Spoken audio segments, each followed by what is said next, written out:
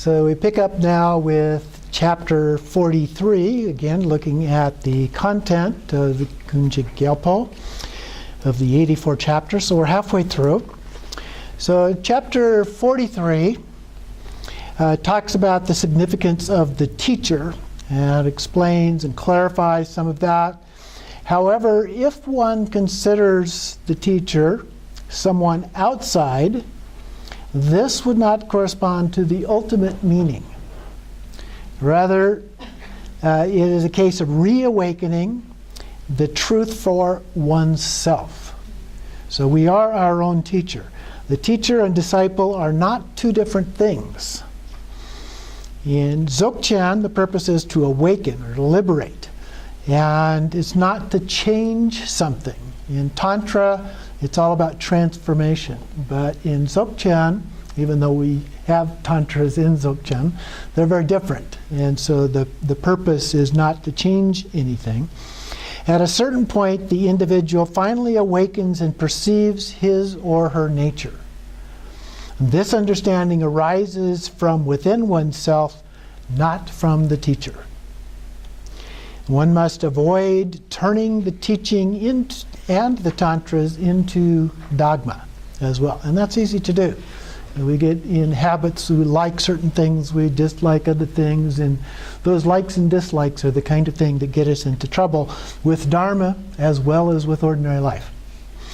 Chapter 44 then, as Opachenpo, does not depend on whether a person is more or less learned and so forth, but only on whether one discovers and understands the real meaning in oneself.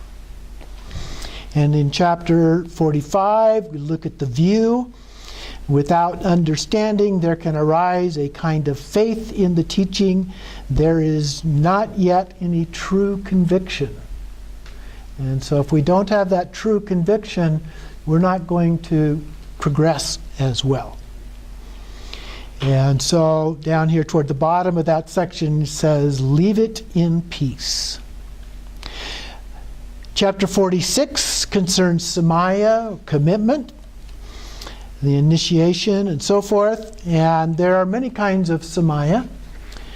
In Mahayoga, for example, we have the 14 root downfalls, among other things. In Dzogchen, however, we remain in the natural state. There are no rules to observe, nothing specific that one has to do. It's enough not to get distracted, just remain in present awareness. The state of consciousness of each individual is the center of your universe. So it's a little bit different than particularly other religious traditions, but in Buddhism, each individual creates their own universe, so to speak. Not in a literal way, but in a way that our experience, everything we experience in the universe is within us. In Dzogchen, there is no need to impose any rules. Rules derive from dualistic reality. So with awareness, there is no need for outer rules. Now, it's not that you can do whatever you want because there's no rules, but you only do what is actually needed. On the next page, 114, towards the bottom, it talks a little bit about the 5 aggregates, the 5 elements, as the 5 tathagatas and their consorts and so forth.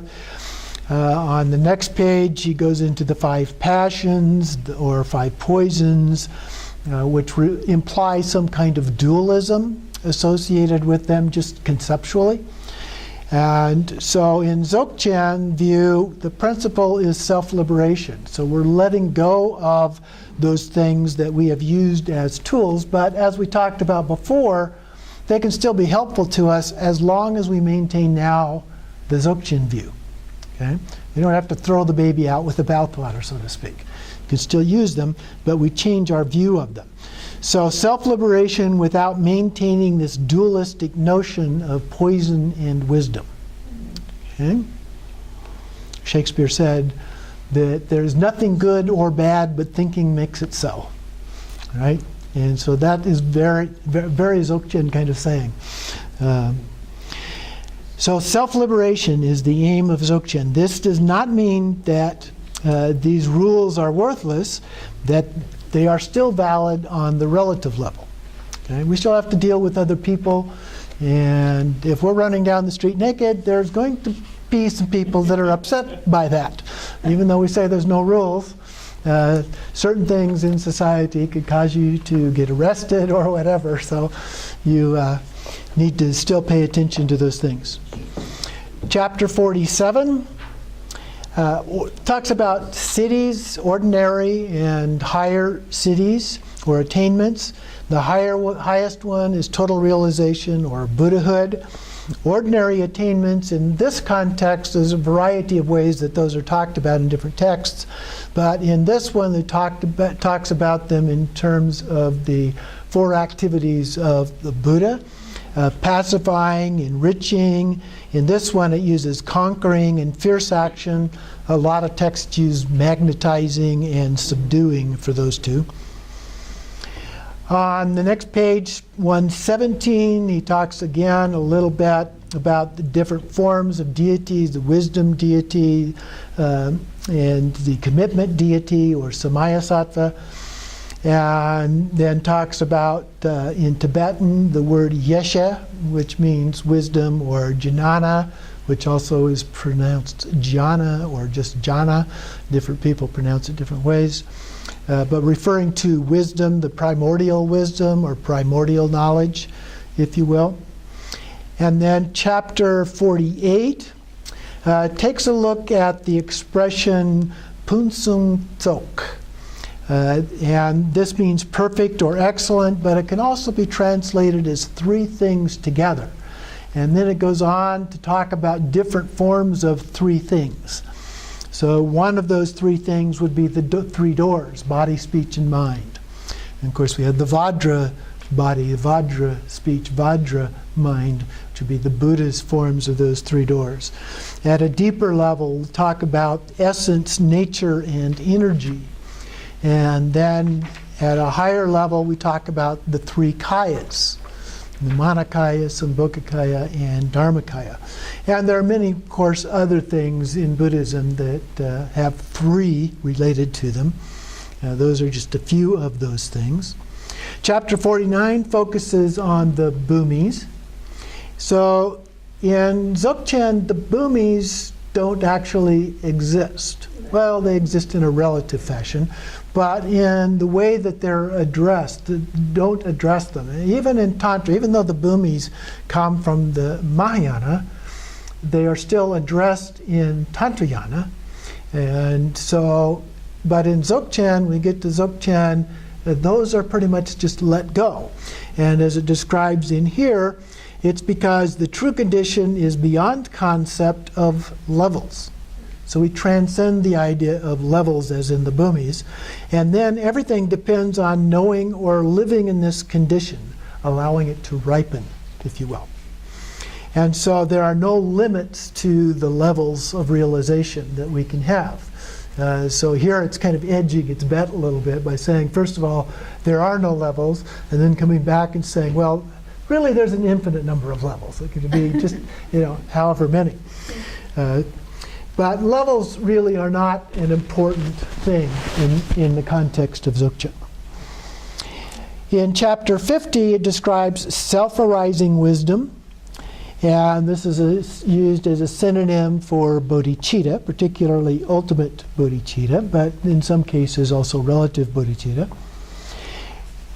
It is completely wrong to deem it an object, so we have to be careful about reifying bodhicitta or self-arising.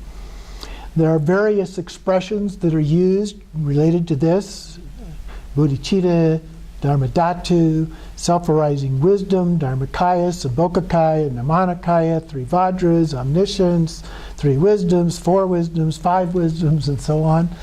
So there are lots of terms that are used to essentially talk about the same thing. Now each of them, of course, has some little nuance of context to the meaning of those words, but they are in essence all talking about the same thing. And so the state of consciousness, and the state of consciousness does not change. In chapter 51, it talks about there being no path, just being present.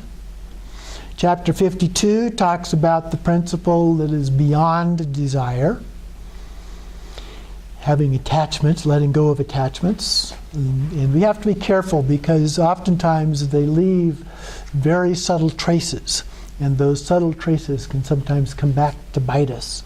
If we're not careful, it says, especially in our dreams, those things may come back and we notice them there. Chapter 53 talks about the unmoved condition, the original condition, and it uses the metaphor of a mirror and the reflection, as we've talked about before here. For the mirror, nothing changes.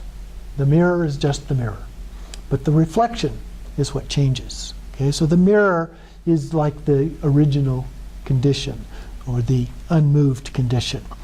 It feels no pleasure, it feels no displeasure.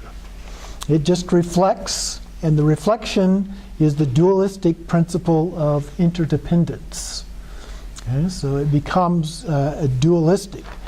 And so then we have to be careful, because any definition, any analysis that we engage in regarding that reflection tends to create this dualistic perception of things. Chapter 54 talks about diverse ways of introducing self-arising wisdom. Chapter 55 explains that all dharmas are nothing other than the essence of bodhicitta. Chapters 56 and 57 are the concluding chapters of the Root Tantra. Talks a little bit about Vairochana, King Trisong Detsen, and Vinamitra, some of the stories about them bringing it into Tibet. Chapter 58 begins the second part of this series, and it talks again about the unborn or unceasing. Never having been born, it cannot cease. Sometimes we say no coming and going. That has the same meaning here. Unless one understands the meaning of unborn right from the beginning, then one cannot achieve or even conceive of the condition of the primordial state. So understanding that is a very important principle. And at the conclusion, it talks about shunyata, or emptiness. Nothing concrete exists. It only exists really in relationship to other things, interdependence. Chapter 59 talks about the view and meditation. In the true view, there is neither a subject that looks nor an object that is a reference point. There's nothing to confirm or not to confirm. Chapter 60 goes back to Samaya, commitments, talks more about that. Entering the state of knowledge, or gnosis, is sometimes used, kind of a direct understanding of things. And it becomes something that, it says here, cannot be erased. So once you've got that really true understanding, it's there. It's not going to go away. And it says that this understanding is beyond commitment. It's just not that we're committing ourselves to something. We now have a real understanding of that, and it doesn't go away. Chapter 61 clarifies commitment some more, going beyond the three doors. Chapter 62 talks about the principle beyond visualization in the mandala, and then it says that we have the development of both pure and impure vision can develop out of this pure state. And so that becomes dualistic. And so this then is the provisional understanding of things. When we get into the dualistic descriptions of things, then that is a way of understanding things that is actually impure. Now, it's not the worst of the impure because it's helpful to us, but we have to understand that it's not the real thing. The real thing is ineffable. You can't describe it. So if you're describing it, that means that it falls back into the impure side of things. Okay? So we have to be very careful about that. But once we understand that, we can go ahead and use the descriptions and use the words about that to help us get to the point where we really get the real pure view, the pure understanding, and so forth. Pure vision. Chapter 63 talks about the principle beyond initiation or empowerment. Talks a little bit about sound. It says in Dzogchen, introduction is used, the word introduction, rather than initiation. And it says we no longer need to seek any other initiations.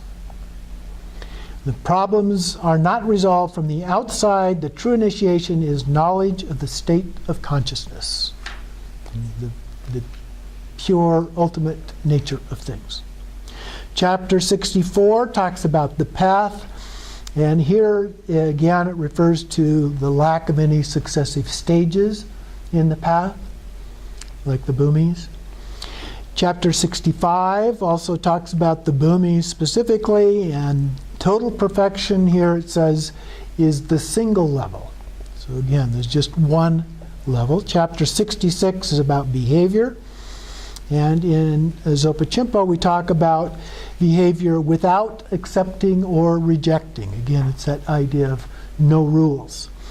However, it's important to distinguish between the absolute condition and the relative one. We still have to live our lives, so it's necessary to involve some accepting and rejecting as a part of that in the context of the environment in which we live. And then it also talks about the principle of awareness, the self-liberation of behavior. The individual becomes the existence and is no longer conditioned by things. So we have choices. So we're not doing it automatically. We're not doing it because of culture per se, but we're doing it because we still live in that culture. And so we have to adapt in order to get along with other people in our culture as well. Chapter 67 is about wisdom, and it talks about two modes of practice here. In the first paragraph, it talks about thought arising, which could disturb us, so that we need to get rid of that.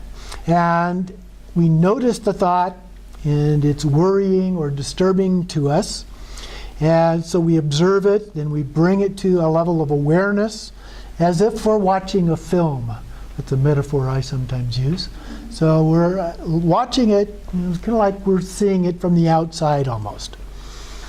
And we don't fall into a level of indifference, however, as a part of this. The aim is to achieve a state of presence and awareness. From the moment thought arises, we must not remain indifferent.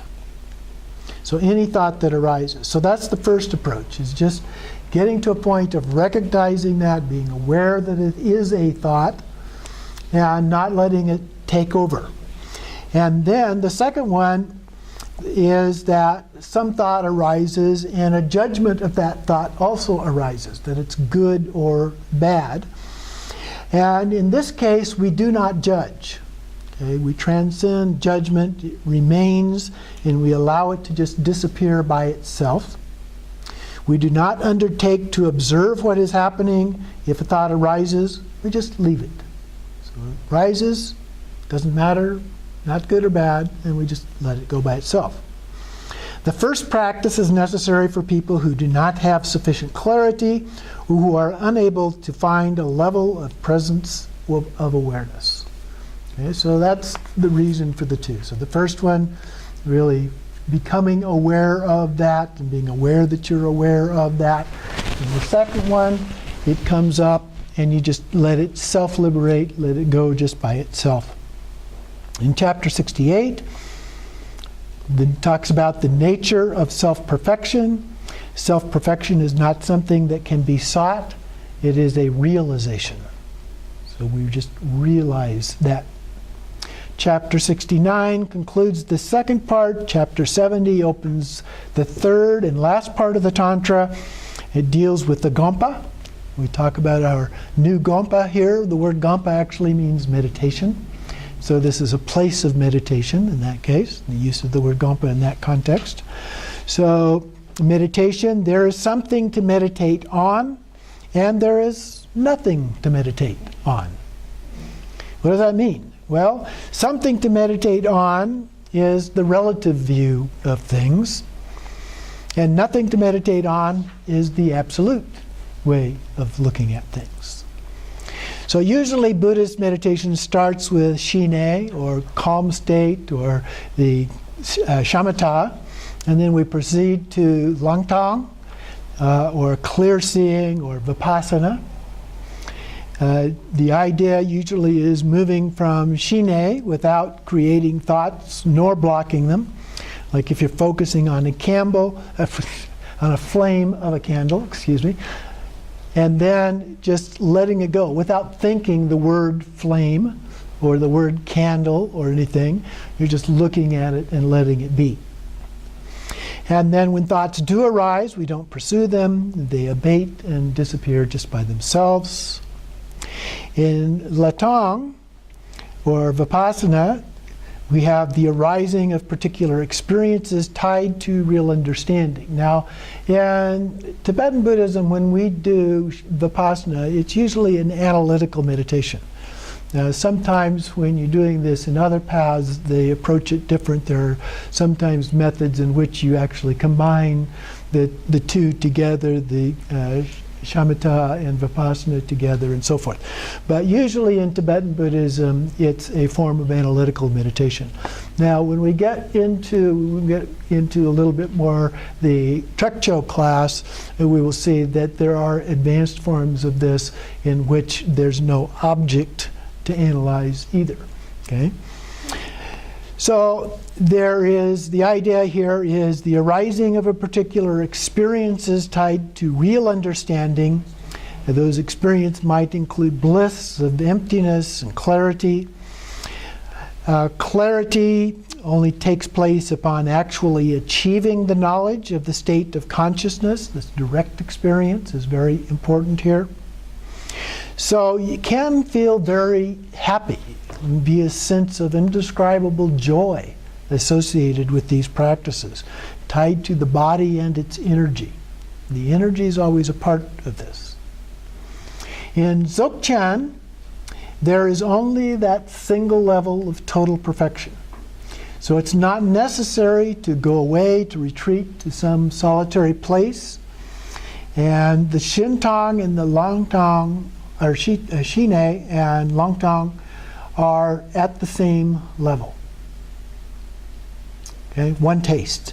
The true condition always remains the same. Shine is Langtang, Langtang is Shine. Their final goal is just the state of consciousness. And we'll get into that more when we get into the Trekcho class.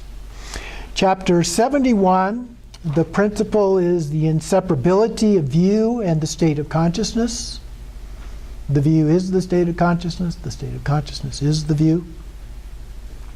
In chapter 72 continues the explanation. Chapter 73 explains the way of remaining continuously in the state of consciousness, and some different methods are taught, and this introduces Trekcho. Chapter 74 is almost an introduction of the knowledge of the state of consciousness. And then there are several chapters together, 75 through 80, that explain the essence of the path and modes of practicing. Longchenpa has also written a guide to a lot of these practices that can be found in the book, You Are the Eyes of the World. It's a nice little book that talks about a lot of these same things. Chapter 81 states that the Kunjed Gyalpo is like the key to all tantras, particularly the Simde series. Chapter 82 describes Sattvadra's eulogy of Kunjed Gyalpo. And chapter 83, as is customary in all tantras, describes the qualities of the disciples that are suitable for these teachings. And finally, chapter 84 talks about other names associated with the Tantra.